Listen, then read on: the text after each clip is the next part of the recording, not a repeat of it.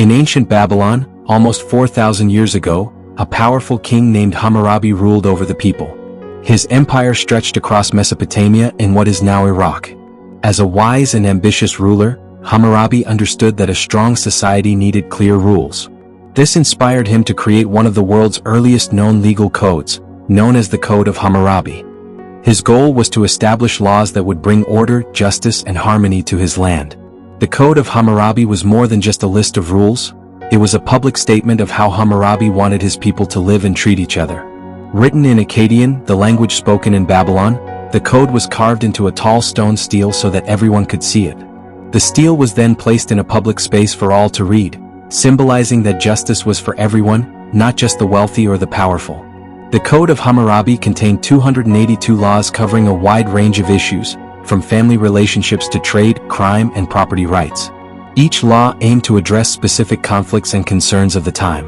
For example, some laws dealt with marriage and divorce, outlining the rights of husbands, wives, and children. Other laws focused on business transactions, protecting merchants and consumers by setting fair prices and ensuring that trade was honest. One of the most notable aspects of Hammurabi's code was its emphasis on the principle of an eye for an eye, meaning that the punishment for a crime should fit the severity of the offense. While this concept might seem harsh by today's standards, it was a revolutionary idea at the time, aimed at creating a balanced and fair society where punishments were consistent. Hammurabi believed that if punishments were appropriate and predictable, people would be less likely to break the law. Not all the laws in Hammurabi's code were about crime and punishment. Some laws were designed to protect vulnerable members of society, such as widows, orphans, and the poor.